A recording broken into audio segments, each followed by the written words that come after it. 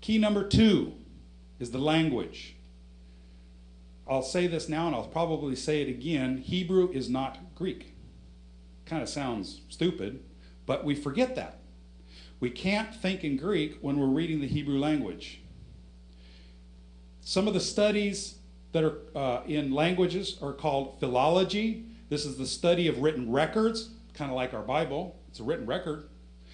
I find it interesting, and I do the same thing myself. When we open up the Bible, we just kind of look at it like any old book. We put it up on the bookshelf next to Mark Twain and Oliver Twist. But it's not just a book. These were originally scrolls, ancient documents. You have in your hands ancient, or on your computer, like I do, ancient documents, historical records. The study of written records, their authenticity and original form, and the determination of their meaning. Etymology. Etymology is the study of historical linguistic change as manifested in individual words. We looked at a lot of that last night, didn't we? Of how one word is related to another. We get its definitions from its related words and cognates.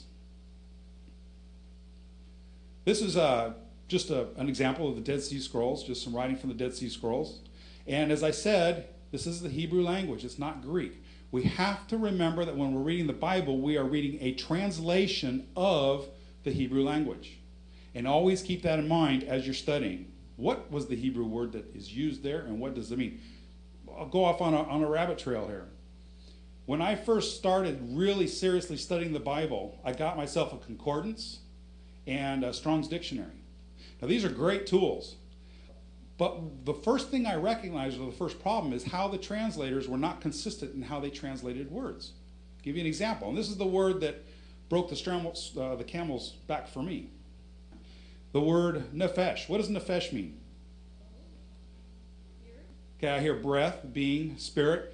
You know that word in all translations is, like for example, the King James, the word nephesh is translated 75 different ways. 75 different ways. It's translated as soul, being, person, life, breath, dead body. I didn't understand why so inconsistent with the translations. That's when I finally said, I give up. I don't trust them anymore. I got to learn it for myself. What does it mean? Very simply, the nephesh is, the best translation is really being. I like being because it's literally the whole of the person. It's not an entity within you. It is you. It's all of you, your character, your personality, your organs, your skin, your hair, your everything, your essence. Here's an example of how it's important to understand language and how it relates to our Bible.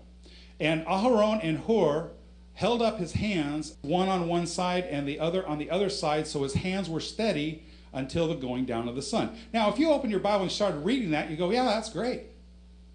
That's really great. But you know what? There's a word in there that would blow your mind when you find out what it is. It's the word steady. Anybody know what the Hebrew is behind that? Emunah. What does emunah mean? Yes, it's translated as faith. We're used to the word faith. This is what I call a religious word. Faith has a certain connotation, a certain meaning that isn't in the Hebrew. Emunah means to be steadfast, to remain steady, firm. And when we read faith in these passages, what we should be doing is getting rid of that abstract thought of faith and replace it with the concrete being of steadiness and firm. And then you'll be able to start, that gets you to start reading the text from a Hebraic perspective. It's really not that difficult. Now Moshe was keeping the flocks of his father-in-law, Yitro, the priest of Midian, and he led his flock to the west side of the wilderness and came to Horeb, the mountain of God. The word there, wilderness, what is a wilderness? Wasteland, open pasture, desert, unpopulated. Okay, those are all really good definitions of a wilderness. Are those Hebraic definitions of a wilderness? Anybody know what the Hebrew word is for wilderness? Midbar. What's its root? Davar. Very good.